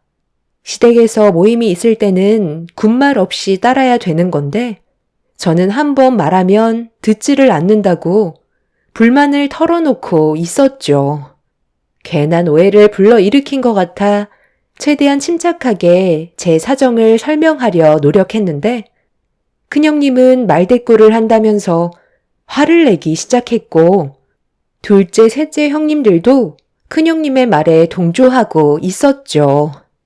차 안의 분위기는 걷잡을 수 없이 안 좋아지기 시작했고 저는 차라리 입을 다물고 있는 게 좋을 것 같아 형님들의 말을 묵묵히 듣고 있었습니다. 속은 정말 말이 아니었지만 그래도 제가 참아야만 안 좋아진 상황을 최대한 빨리 정리할 수 있을 줄 알았어요. 그런데 이번에는 아무 말도 하지 않는다고 더 크게 화를 내었죠. 동서는 뭐가 그렇게 불만이야? 내가 얘기하는 걸 상당히 마음에 안 들어 하는 것 같은데. 동서만 사정을 봐줘야 되는 건 아니잖아. 우리는 한가하니? 내가 한 소리 하기 전에 알아서 조절했으면 됐을 거 아니야. 괜히 쓴소리 해야지만 그제서야 회사에 사정을 얘기해서 조절했다고 얘기하면 마지못해 어쩔 수 없이 가는 것처럼 보이잖아. 자주 있는 모임도 아니고 어쩌다 한 번씩 가는 단체 여행인데 얼마나 바쁘다고 가족 모임을 빠지려 들어. 이번에만 그런 것도 아니잖아. 저번에도 한 번 참고 넘어갔으면 눈치껏 행동을 해야지. 내가 봤을 때 동서는 회사 일이 별로 바쁘지도 않은데 일부러 안 가려고 꾀부리는 거지? 막내 며느리니까 할 일도 많을 것 같고 눈치도 봐야 하니 여행보다는 수발들러 오는 것 같아서 계속 빠지려는 거잖아. 우리가 동서보다 몇 년을 더 살았고 시댁에서 며느리로 몇 년을 더 지냈어. 동서도 막내로 들어왔으면 기본적으로 해야 될 건 말을 안 해도 알아서 눈치껏 좀 행동했으면 좋겠네. 형님은 어쩜 제가 하고 싶은 말을 콕 집어서 얘기해 주세요. 정말 저도 막내 동서 하는 행동을 보면 너무 답답하고 화가 나서 한마디 하려고 했던 게 목구멍까지 차올랐다가 형님 앞에서 제가 한 소리 하는 건 아닌 것 같아 참고 있었거든요. 그런데 막내 동서는 정말 개념이 너무 없는 것 같다니까요. 저는 정말 회사에서 빠질 수 있는 상황이 아니라서 제 사정을 말씀드린 것 뿐이었어요. 일부러 빠지려고 없는 일을 꾸미거나 한 적은 정말 없었어요. 어머, 형님들이 얘기하는데 어디서 토를 달아? 나는 동서가 들어오기 전에 내가 막내였을 때는 시키는 건 뭐든지 했었고 모임에도 빠진 적은 단 한 번도 없었다고. 새 형님들이 왜 시댁 식구들과 며느리들을 따로 분류해서 차를 탔는지 그때 알 수 있었고 제 입장은 전혀 이해해 주려 하지 않는 새 형님들한테 너무 서운했었어요. 그렇게 차 안의 분위기는 점점 안 좋아졌고 그동안 저에게 쌓인 게 많았었는지 새 형님들은 쉬지 않고 불만을 털어놓으며 막말까지 뱉었어요.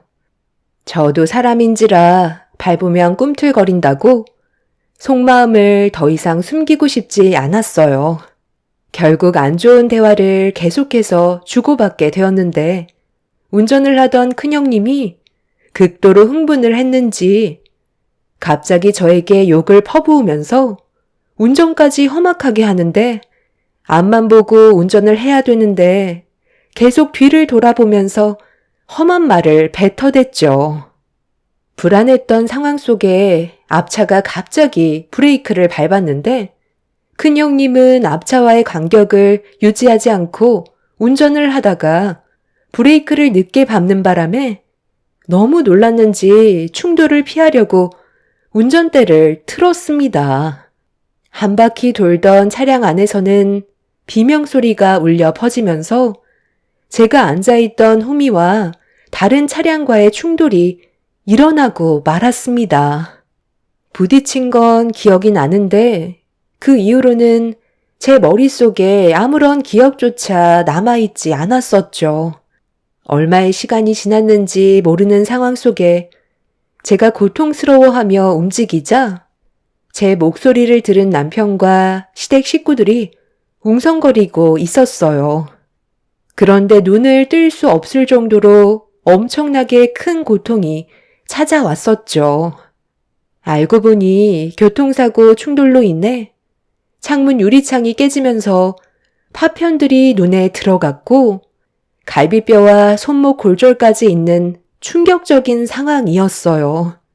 대수술을 받은 저는 언제 회복이 될지 전혀 모르는 상태였고 양쪽 눈은 수술로 인해 앞이 보이지 않게 되는 불행이 찾아오고 말았죠.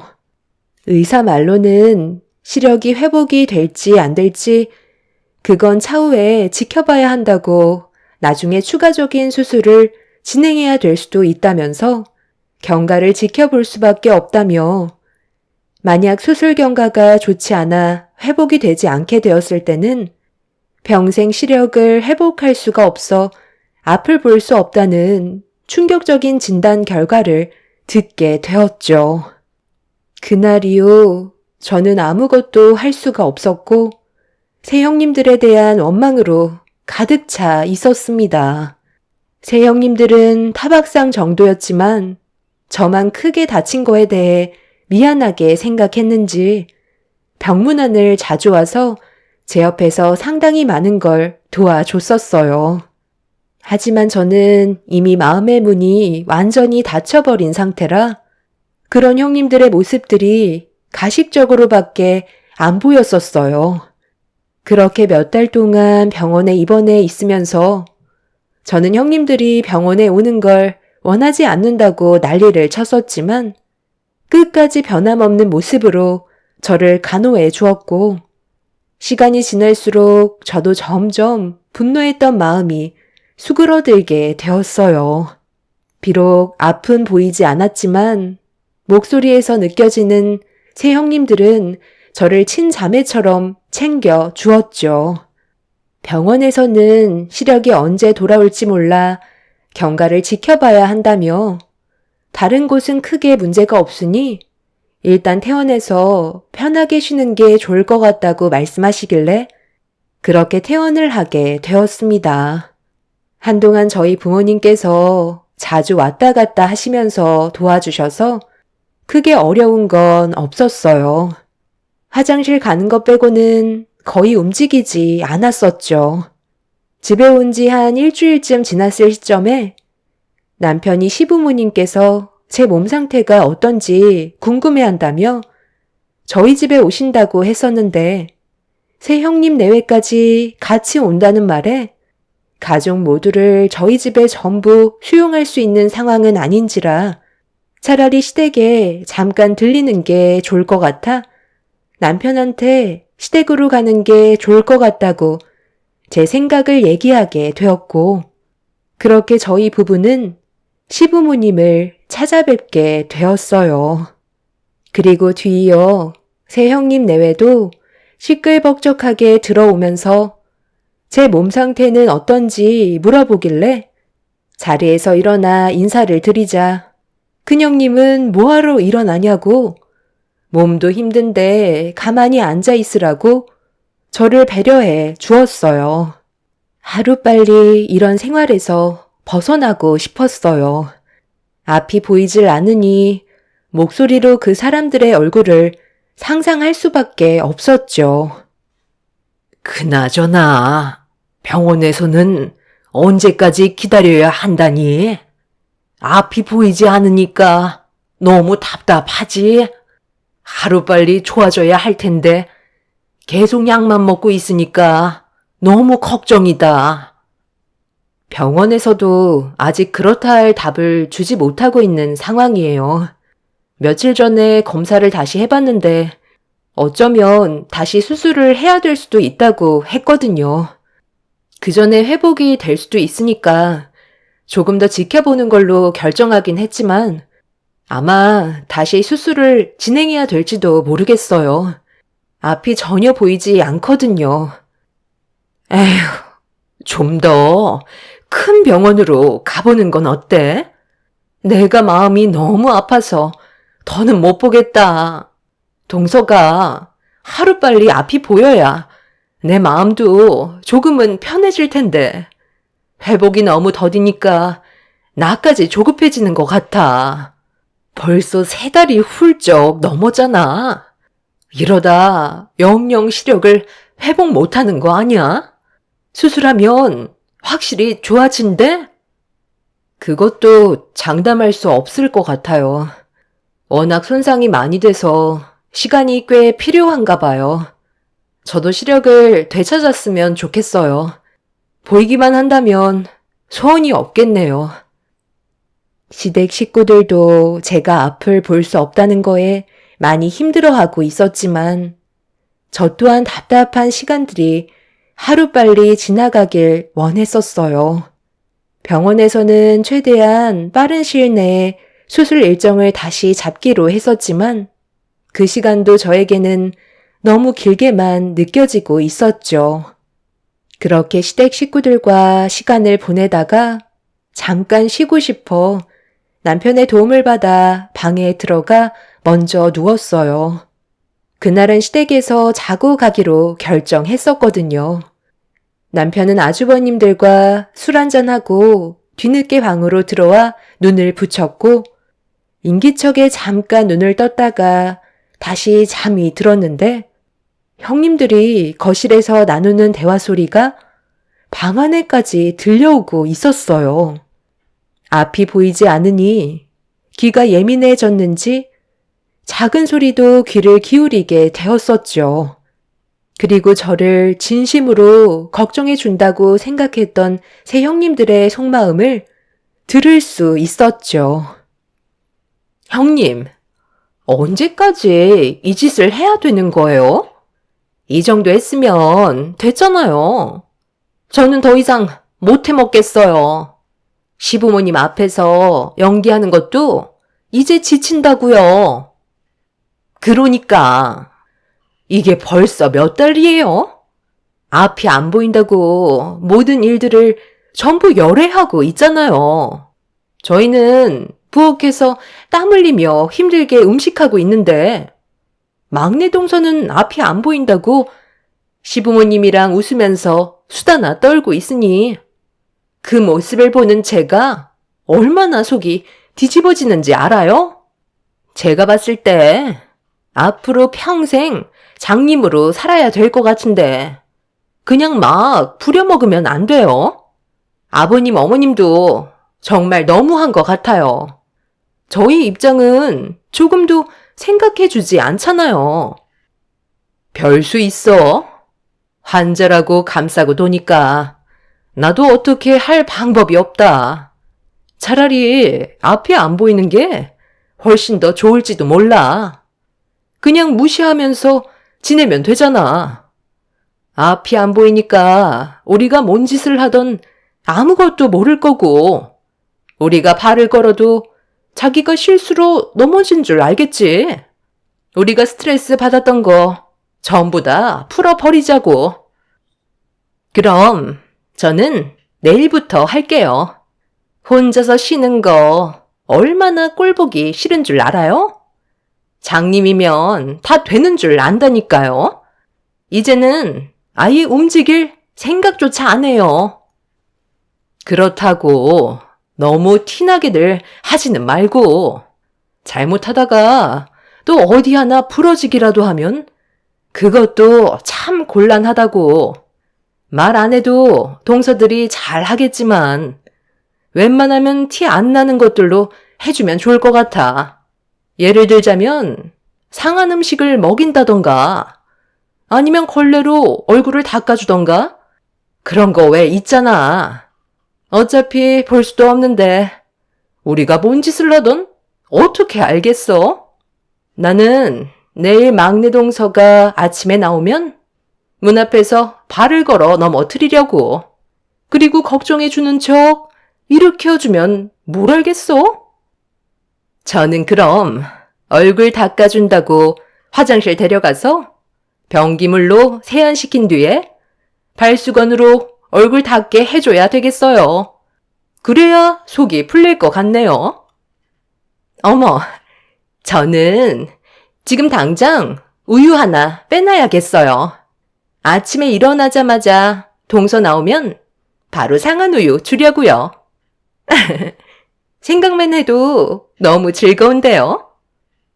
내가 동서들한테 그동안 말을 안 하고 있었는데 병원에 있을 때 막내 동서 옆에서 내가 제일 오랜 시간 있었잖아. 그때 바닥 닦던 걸레로 입 닦아주고 우리 집 개가 쓰던 칫솔 가지고 와서 양치시켜줬잖아. 막내 동서는 전혀 모르고 있었지만 내 속은 얼마나 시원했는지 알아? 우리가 손해본 거 이렇게라도 해야 보상받는 느낌이라니까. 최대한 티 안 나게만 행동하면 아무것도 모르고 자기를 친자매처럼 챙겨준다고 엄청 좋아해. 그러니까 동서들도 앞이 안 보인다는 걸 안 좋게만 생각하지 말라는 거야. 오히려 좋은 부분들도 꽤 있다니까. 나는 차라리 지금이 훨씬 좋을 때도 있어. 스트레스 풀기 딱 좋거든. 새 형님들은 저를 진심으로 걱정해 주는 척 했지만 그건 전부 다 거짓된 행동이었다는 걸 알 수 있었습니다. 너무 충격적인 말들을 듣게 된 터라 온몸에 소름이 돋았고 앞이 보이지 않는 저로서는 새 형님들이 접근을 하게 된다면 그게 뭐든 항상 의심을 하게 될 것 같았어요. 다음 날이 다가오는 게 갑자기 두려웠고 저를 다치게 했던 큰형님이 병원에서 진심으로 간호해줬다고 생각했었는데 모든 것들이 전부 다 거짓된 행동들이었던 거죠. 새 형님들의 대화 소리를 듣게 된 저는 사람은 변하지 않는다는 걸 확실하게 알 수 있었습니다. 최대한 빨리 눈을 회복시키고 싶었어요. 그리고 그 사람들을 용서하고 싶지 않았죠. 그날 하루 종일 잠 한숨 못 자고 누워만 있다가 남편이 일어나길래 저는 바로 집으로 갔으면 좋겠다면서 몸이 좋지 않다는 핑계를 댔습니다. 일어나자마자 제가 몸이 좋지 않다는 말에 걱정이 됐는지 남편은 시부모님께 제 몸 상태에 대해 얘기한 뒤 곧장 짐을 챙겼어요. 시부모님께서는 바로 병원에 가보는 게 좋을 것 같다면서 걱정을 많이 하셨지만 그날 느낌적으로 새 형님들이 안 좋은 시선을 보내고 있다는 걸 알 수 있었습니다. 평소 같으면 한마디라도 붙였을 텐데 제가 아침 일찍 집에 간다는 말에 새 형님들은 단 한마디도 꺼내지 않고 있었죠. 그렇게 남편의 도움을 받아 저는 시댁에서 빠져나올 수 있었고 한동안 시댁에 가는 건 힘들 것 같다면서 남편한테 몸이 좋지 않다는 걸 최대한 어필했어요. 그렇게 시간이 지나고 저는 예정대로 망막 수술을 받게 되었고 의사는 성공적으로 수술을 마쳤다며 경과를 지켜보자는 말에 저는 며칠을 입원한 다음 한동안 부모님 집에서 시간을 보냈어요. 남편의 일이 많이 바빠져서 한동안 저를 보살펴 줄 수가 없었죠. 부모님 집에 있어서 그런 건지 심리적인 안정을 되찾으면서 제 몸에도 조금씩 변화가 오기 시작했어요. 검게만 보였던 시야에 조금씩 빛이 들어오고 있었습니다.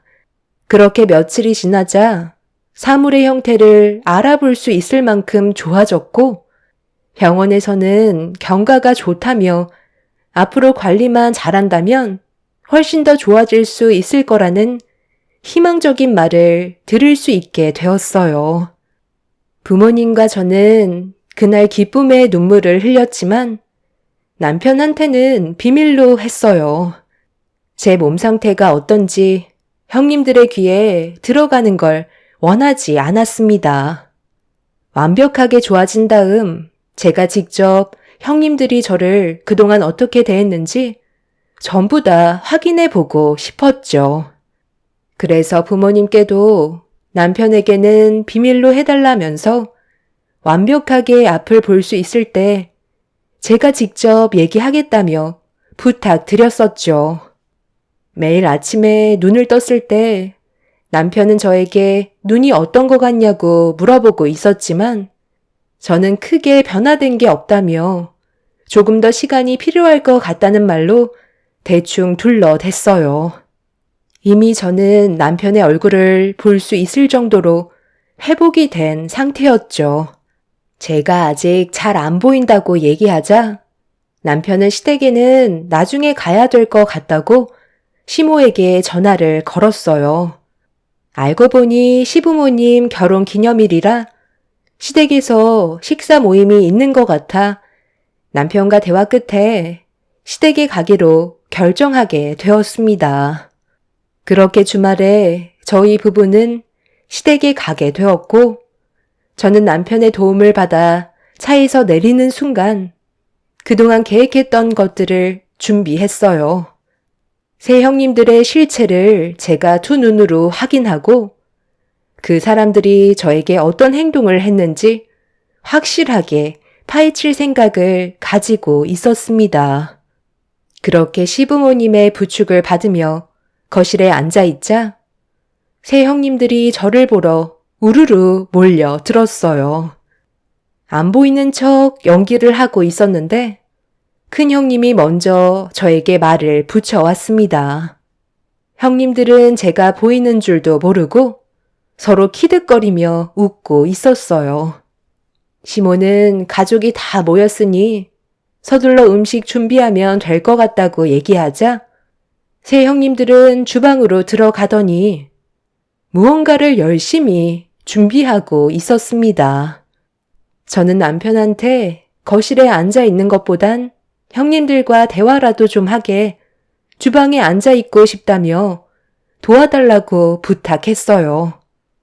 눈이 안 보이는 척 연기를 계속하는 건 힘들 것 같아 다른 곳으로 시선을 돌린 상태로 새 형님들이 음식 준비하는 걸 보고 있었습니다. 시모가 주방으로 들어오자 큰 형님은 저를 바라보면서 시모가 저를 위해 곰국을 끓여줬다고 많이 먹어야 된다면서 걱정해주는 척 대화를 시도했어요. 그런데 시모가 주방에서 다시 나가자 새 형님들의 표정이 순식간에 바뀌더니 서로 무언가 속닥거리며 충격적인 일을 저지르고 있었습니다. 저는 두 눈으로 모든 걸 다 지켜보고 있었죠. 정말 입이 다물어지지 않을 만큼 경악스러운 새 형님들의 행동은 온몸이 부들부들 떨릴 정도로 저를 분노하게 만들었습니다. 그날 저녁 저는 너무 충격을 받아 식사를 제대로 하지 못한 채 방으로 들어올 수밖에 없었어요. 새 형님들은 저를 데리고 다니면서 챙겨주는 척 했지만 저번에 말했던 모든 것들을 계획에 옮기고 있었습니다. 조금이라도 들키고 싶지 않아 꾹 참고 버텨내며 모든 것들을 증거물로 남겨두고 있었고 그렇게 분노만 남겨져 있던 저는 다음날 아침에 모두가 식사를 하려고 한자리에 모였을 때 전날의 새 형님들이 저에게 했던 행동들이 어땠는지 확인시켜 주었어요. 갑자기 이게 뭐니? 아니, 잠깐만. 생각 없이 막내 며느리한테 물건을 받긴 했는데 너 앞이 안 보이잖아. 그런데 어떻게 내 손에 물건을 쥐어줄 수 있는 거지? 어머님, 저 지금 다 볼 수 있어요. 아주 선명하게 보이는 건 아니지만 생활에 불편함이 없을 정도로 좋아졌어요. 어제도 전부 다 보이고 있었지만 제가 두 눈으로 확인해야 될 게 있어서 증거물로 남겨두려고 연기하는 척 했던 거였어요. 이렇게까지 할 수밖에 없었던 이유가 거기에 다 담겨 있어요. 당신 언제부터 눈이 보였던 거야? 그럼 그동안 나한테도 말을 안 하고 있었던 거야? 도대체 왜 그랬어? 나한테는 말을 했어야지. 무슨 일인데 지금까지 숨긴 건데? 어머님한테 드린 게 내가 전날에 겪었던 일들에 대한 영상이야. 내가 100번 말해봤자 소용없을 것 같아서 영상으로 준비했으니까 보고 얘기하자. 시모는 남편의 도움을 받아 제가 녹화해 두었던 영상을 재생시켰고 잠시 뒤 집안은 난리가 나고 말았습니다. 세 형님들의 충격적인 행동들이 전부 다 영상 속에 담겨 있었죠. 저는 세 형님들의 실체를 밝히기 위해 세 형님들의 추악한 행동들을 전부 수용하고 있었어요. 시부모님께서는 사색이 된 얼굴로 입을 여셨어요. 큰며느린, 너 지금 이게 무슨 장면이니? 공국에다가 뭔 짓을 한 거야? 행주반물을 왜 공국에다 섞어서 막내 며느리한테 먹으라고 건네준 거니? 둘째 며느리 너는 지금 화장실에서 변기물을 퍼서 막내 며느리 세수시켜준 뒤 걸레로 얼굴을 닦아준 거야? 너희들 눈이 안 보인다고 이런 짓을 저질러? 셋째 너는 설거지 한물을 마시라고 준 거니? 이게 사람이 할 짓이야? 어떻게 환자한테 이런 충격적인 일을 저지를 수가 있어? 왜 대답들을 못해? 막내 동서가 하는 짓이 너무 얄미워서 그랬어요. 뭐만 하면 모임에 빠지려고 하고 자기 하고 싶은 대로 하니까 저희가 속이 안 뒤집어지겠어요? 사고가 난 건 제 잘못이지만 막내 동서가 원인 제공을 한 거라고요. 며느리 노릇만 잘했어도 이런 일은 생기지 않았을 거라고요. 눈 안 보인다고 거실에만 앉아있는 모습이 얼마나 꼴보기 싫었는데요. 저희는 항상 고생하는데 동서는 편하게 쉬고 있잖아요. 그래서 골탕 좀 먹이려고 했던 거예요. 정말 너무들 하시네요. 저는 제 상황에 맞게 최선을 다했는데 어떻게 앞이 안 보이는 걸 이용해서 저에게 이런 행동을 할 수 있어요? 저는 그냥 넘어가지 않을 거예요. 그래서 뭐 어떻게 할 건데? 나는 잘못 없다.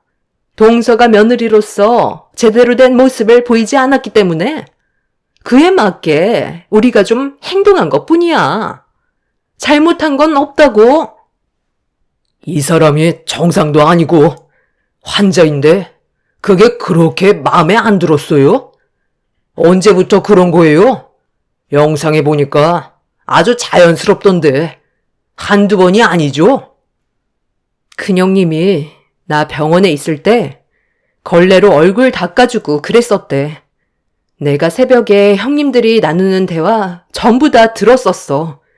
나는 절대로 그냥 넘어가지 않을 거야. 당신이 어떻게 재수 씨한테 이런 짓을 저지를 수가 있어? 나한테는 재수 씨 걱정 엄청 하더구만. 그것들 전부 다 거짓된 모습이었던 거야?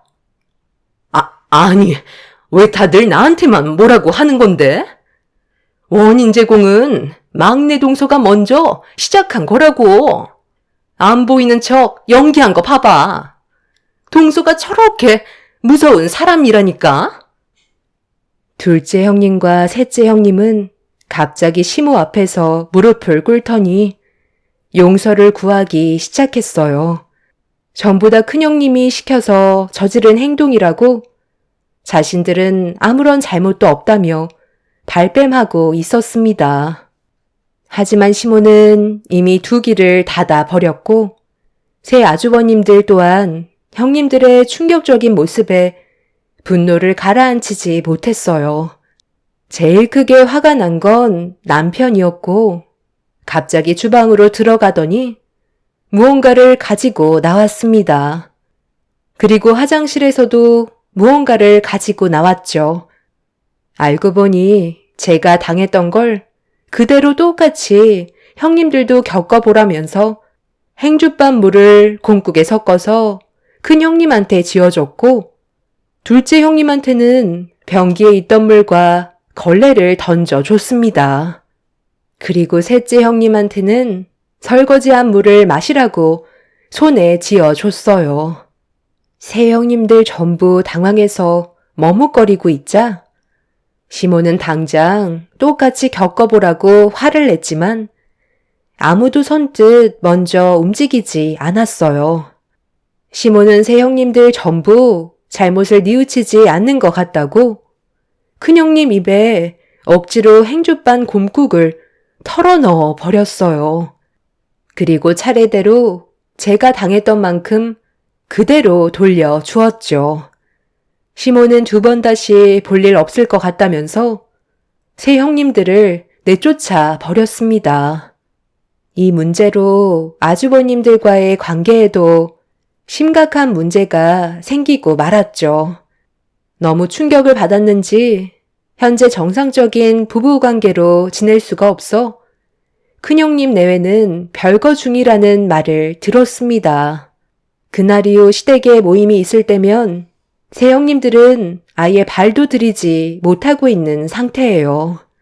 저는 현재 그 사람들을 상대로 정신적인 고통을 받은 부분에 대해 위자료 청구 소송을 진행 중에 있습니다. 제가 만약에 평생 앞을 볼 수 없었다면 그 사람들은 더 추악한 행동을 저질렀었겠죠. 앞으로 절대 용서해 줄 마음 조금도 없고 그 사람들을 받아주지 않을 생각입니다. 큰형님은 부부 사이에 문제가 생기게 되다 보니 저에게 찾아와 용서를 구하기 시작했어요. 현재의 가정을 깨고 싶지 않아 내린 결정이겠지만 저는 받아주지 않고 있는 중이네요. 큰 아주버님은 이번 일로 인해 저에게 용서를 받지 않는 이상 계속해서 별거 생활을 할 거라며 저희 남편에게도 맏형으로서 미안해하고 있어요. 남편도 절대로 받아주지 말라고 새 아주버님들한테 억울한 눈물까지 흘린 상태라 이 사태는 좀처럼 쉽게 좋아질 수 있을 것 같지는 않습니다. 그리고 얼마 전에 새 형님들이 아주버님들 몰래 파생상품 주식에 투자했다가 상당히 많은 돈을 전부 잃었다는 소식을 듣게 되었는데요. 아마 더 이상의 관계 유지는 힘들 것 같아 보이네요. 정말 두 번 다시 보고 싶지 않은 사람들입니다. 저는 지금 현재 두 눈이 많이 회복이 된 상태이지만 꾸준하게 치료를 받고 있어요. 앞을 볼 수 있다는 게 얼마나 중요하고 행복한지 이번 일을 통해서 다시 한번 깨닫게 되었어요. 앞으로 제 삶에는 웃는 날만 가득했으면 좋겠습니다. 제 사연 들어주신 여러분들께서도 행복이 가득하시길 바랍니다. 감사합니다.